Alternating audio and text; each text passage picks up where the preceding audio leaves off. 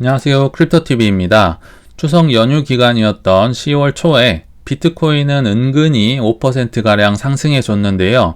연휴 기간이라 그런지 아무도 상승 이유를 내놓지 않고 있어서 제가 나름대로 분석한 상승 이유를 한번 소개해 드려 보겠습니다. 바로 본론부터 들어가 보자면 저는 상승의 이유를 아무도 주목하지 않았던 9월 28일자 기사에서 찾을 수가 있었습니다. 뱅크 오브 아메리카가 1200억 달러의 채권 손실을 기록 중이다. 실리콘밸리뱅크 붕괴와 똑같은 위험에 처해 있다고요. 투자 매체 배런스에서 경고를 하고 있는데요. 일단 채권에 대해서는 뒤에서 소개를 해드리고 1200억 달러 지금 손실을 보고 있다고 하잖아요. 이게 어느 정도 규모인가 환산을 해보면요. 무려 162조나 됩니다. 그러니까 어마어마한 돈을 지금 손해를 보고 있다는 건데요. 이게 왜 이렇게 심각하냐? 보통은요, 은행이 보유한 모기지 채권에서 손실이 발생되면 은행 시스템 위기로 확산될 위험이 크다고 합니다. 올해 초 3월에 실리콘밸리뱅크가 같은 이유로 뱅크런 한 거 보여줬었죠. 단지 차이가 있다면 실리콘밸리 뱅크는 이렇게 손해를 보는 와중에 이제 채권을 팔아야 손실이 확정이 되고 회계장부에 기록이 되고 마이너스 땅땅땅 판결이 되는 건데, 실리콘밸리 뱅크는 당시 경영위기를 겪었기 때문에 골드만삭스의 조언을 받고 국채 팔어 해가지고 팔았더니 손실이 그러게 컸어 하면서 뱅크런이 오고 망해버렸는데요. 뱅크 오브 아메리카는 현재 기준 한 1200억 달러 채권 손실을 기록하고 있으나 아직 채권을 팔지 않았기 때문에 확정이 아닌 겁니다. 근데 만약에 경영위기 등으로 조금이라도 채권을 판다면 이 손실이 확정되기 때문에 실리콘밸리 뱅크처럼 이제 확정이 되고 뱅크런이 발생할 수 있다 경고를 하는 겁니다. 배런스에서. 그럼 얼마나 이게 좀 심각한가 좀 알아보면요. 뱅크 오브 아메리카는 2분기 말 6140억 달러 규모의 모기지 채권을 보유 중이다. 딱 봐도 여기 1200억 달러의 한 5배 정도 되잖아요. 그러니까 거의 162 곱하기 5 하면 600억, 700조 정도의 모기지 채권 정말 어마어마하게 많이 들고 있는데요.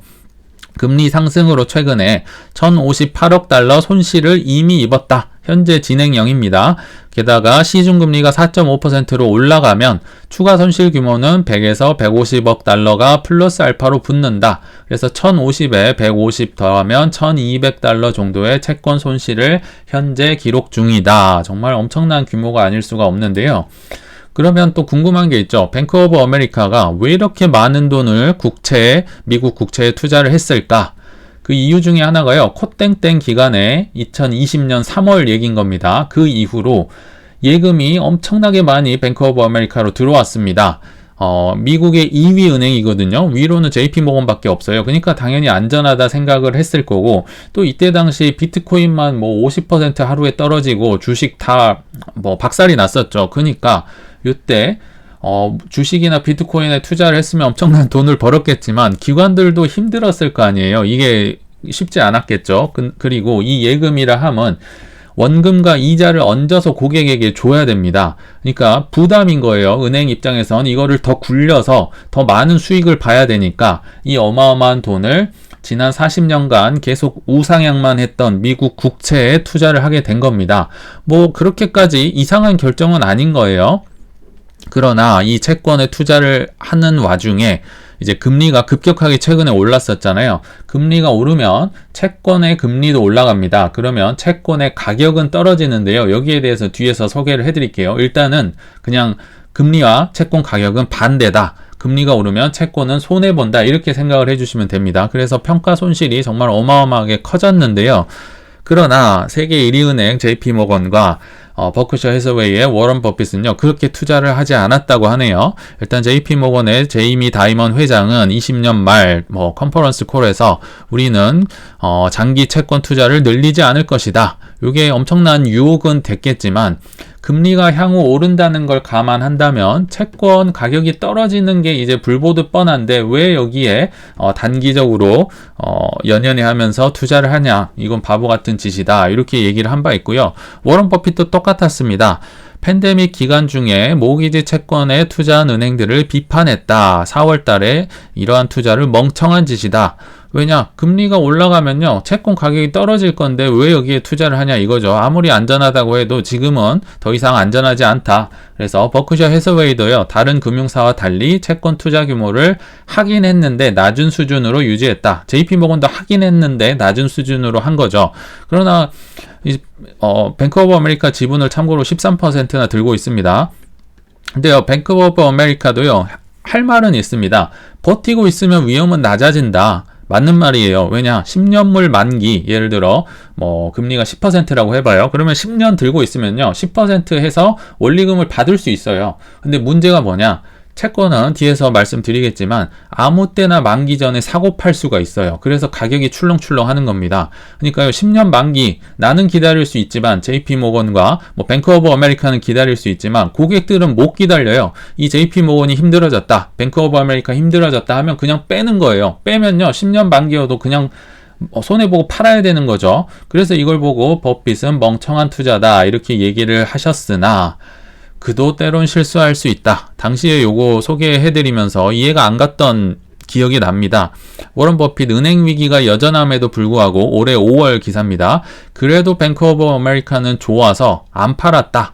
다른 거 다 팔았는데 뱅크 오브 아메리카는 그대로 보유. 아까 보셨죠? 지분 13%나 들고 있어요. 뱅크 오브 아메리카의 1대 주주입니다. 대주주도 아니고 1대 주주. 뒤로 뱅가드, 블랙락 등등등 많이 있는데요. 아무튼 버크셔 해서웨이가 은행을 좋아했어요. 2010년도부터 계속 투자했던 뉴욕 멜론 은행 60% 지분을 팔았고요. 2006년부터 투자했던 US 뱅커부터 지난해 4분기에 91% 다 팔아버렸어요. 참 장기 투자 많이 하죠. 근데 싹 다 팔았고 웰스파고, 골드만삭스, JP모건 등등 다 처분을 했는데 뱅크 오브 아메리카만 그대로 보유했다. 심지어 대주주였죠. 그러니까 사람들이 물어봤을 거 아니에요. 인터뷰에서 왜 뱅크 오브 아메리카 안 팔았어요? 하니까 이 브라이언 이 CEO의 리더십을 인정한다. CEO에 대한 신뢰를 드러내기도 했다.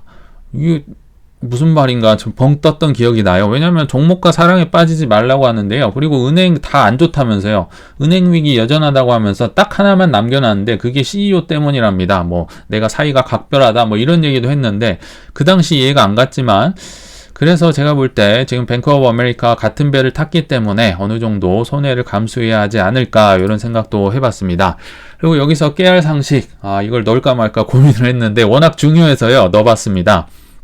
채권 금리와 채권 가격의 상관관계. 흔히들 시중 금리가 오르면 채권 금리 오르는 거는 이해가 될 수가 있잖아요. 근데 금리가 올랐는데 왜 채권 가격이 떨어지지? 이런 생각해 보셨을 것 같아요. 왜냐면 채권 금리가 올라가면 원리금이 올라가니까 채권 가격도 올라가야 될 것 같은데 반대인 거죠. 그리고 채권 금리가 떨어지면 채권 가격이 올라가는데, 이거는 아까도 잠깐 소개를 해드렸지만 이런 개념으로 보시면 될 것 같아요. 정기예금이 이해가 쉬우니까 한번 소개를 해드리면, 정기예금 중간에 해약하면 안 되죠. 이자 못 받잖아요. 그러나 채권은 만기 전에 10년이든 5년이든 만기 전에 아무 때나 매매를 할 수가 있습니다. 그 말인 즉슨 그 원금이란 자체가 없어요. 원금 자체가 변하는 겁니다. 지금 원금의 개념이 아니지만 이해하기 쉽게 원금이라고 표현을 한 거예요. 그래서 금리가 상승하면 채권 가격이 떨어진다고 했잖아요. 근데 정확히는 우리가 살 수 있는 현재 유통되고 있는 시중의 채권 가격이 떨어진다. 금리가 하락하면 우리가 살 수 있는 현재 유통되는 시중의 채권 가격이 상승한다. 예를 들면 정말 이해가 편할 것 같아요. 올해 1월 달에요, 제가 10년 만기입니다. 둘 다 10% 이자를 주는 채권을 샀습니다.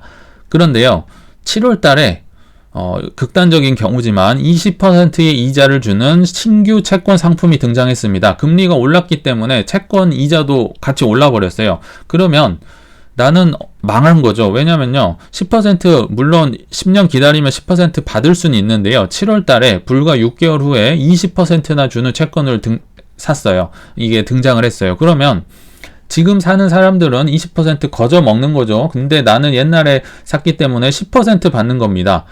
이거 너무 손해인 거예요. 근데 내가 경영도 잘 못하고 해서 이걸 팔아야 되는 상황이 온 겁니다. 프리미엄을 받고 팔 수 있을까요? 아니면 싸게 할인해서 팔 수 있을까요? 왜냐면 아무 때나 매매가 가능하다고 했었죠. 만기 전에. 당연히 헐값에 팔아야겠죠. 왜냐면요. 지금은 아무나 사도 20% 이자를 주는데 저는 10%짜리를 들고 있잖아요. 그러니까 채권 가격을 똥값으로 해서 떨어뜨려서 이제 팔아야 되는, 그래서 손해를 본다는 얘기가 여기서 나온다.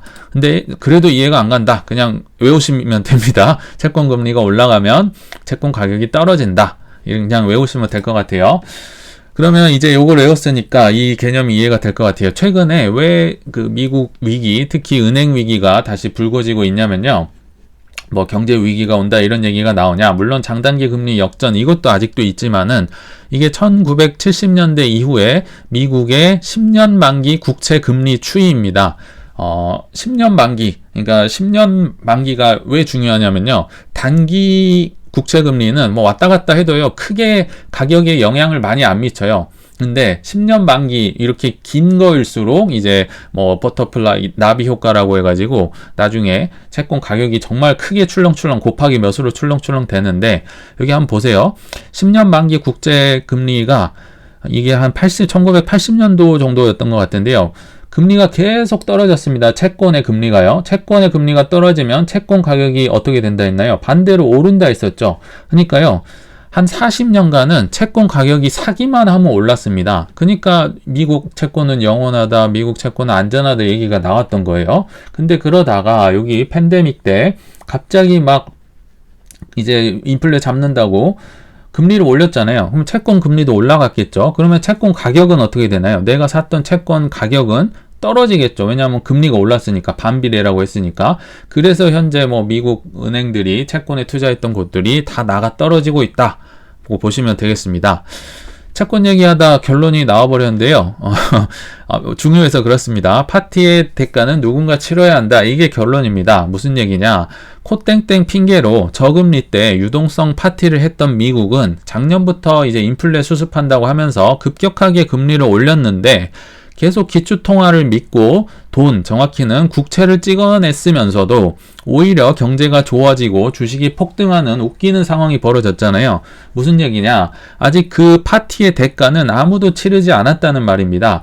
아마도 고금리를 유지하면서 중국이나 타 국가들을 무너뜨릴 심산인지는 모르겠지만 결국 천문학적인 빚을 가진 미국과 여러 은행들 역시 이를 그냥 넘어가기는 쉽지 않을 거라 봅니다. 그래서 결론은 중요합니다. 아마도 제2의 미국 은행 위기를 예상한 세력들이 최근에 비트코인을 매수하지 않았을까 예상이 되는데요.